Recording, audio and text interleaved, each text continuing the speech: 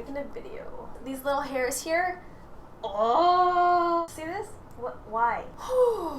Hey guys, it's Jen here. I'm so glad that you guys are tuning in today because today's video is going to be all about sunburns. I know it's not the most fanciest topic to talk about, but let's be honest, summer is officially here and sunburns are bound to happen. So that's why in today's video, I'll be sharing with you guys my 5 tips on how to prevent and how to heal sunburns. So if you guys want to see what my tips are, keep watching. Let's start with the first tip. Now this may be the best tip I'm going to give you guys in this entire video because it has helped me so much with sunburns and with dry skin. And the product that I use is called Glaxal Base and it comes in this huge jar. It also comes in a little squirt thing too as well. But this is amazing. It's a great moisturizing cream. It's hypoallergenic, perfume-free, lanolin-free, non-greasy, and it's water soluble.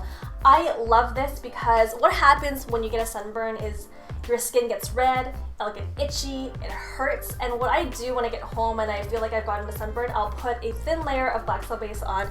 It's actually very thick, so you only really need a little bit, and it's just like a white cream. It's very nice, there's no scent.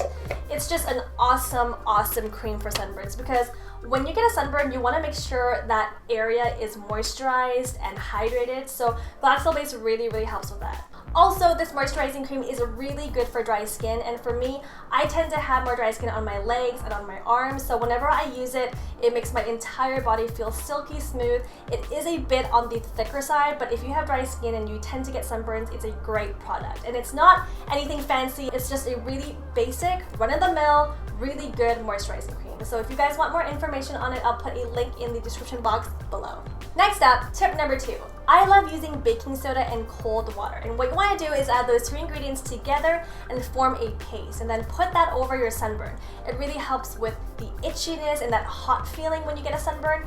Also, it's really good for mosquito bites. So if you're like me and mosquitoes love you, baking soda and cold water also helps with that and helps with that itchiness. So make sure you have baking soda around.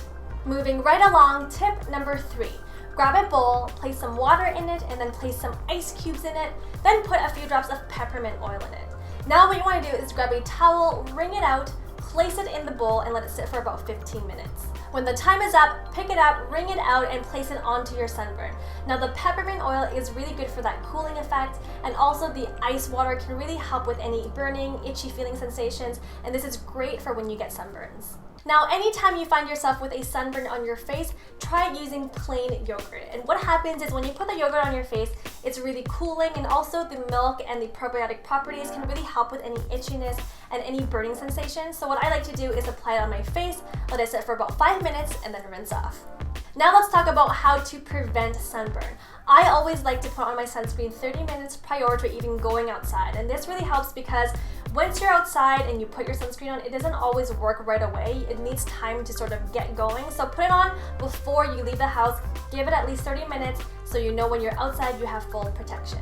Another prevention tip is to always reapply your sunscreen every 2 hours because when you're outside, you could be hot, you could be sweating, you could be doing something active, and your sunscreen could just melt off. So reapplying every 2 hours can really help prevent you from getting sunburns. Time for some trivia. Do you guys know what SPF stands for? If you don't, SPF stands for Sun Protection Factor. SPF basically measures the sunscreen protection in UVB rays, and those are the rays that give you sunburns. Studies have shown that SPF 15 covers about 93% of UVB rays, and going from that, SPF 30 covers about 97, and then SPF 50 covers about 98. So technically, going higher doesn't necessarily mean you're going to get more protection, but if you are, it's by incremental value. So really, what I use for myself, SPF 15 and SPF 30 are just fine.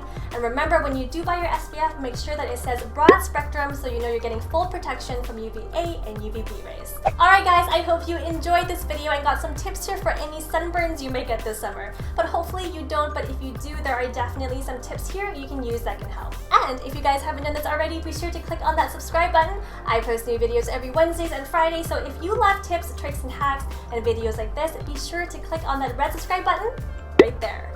And if you guys like this video, be sure to give it a thumbs up. And of course, I love hearing from you guys, so comment below and let me know if you like this video and what other videos you'd like to see. Thank you guys so much for watching. Have an amazing week, and I'll see you in the next episode on Chiutips. Bye! Then pour this into a round bowl, add a few scoops of yogurt, and I've been loving the Liberté coconut Greek yogurt. It tastes amazing and is definitely one of my new favorites. Top it off with some chia seed mix and enjoy.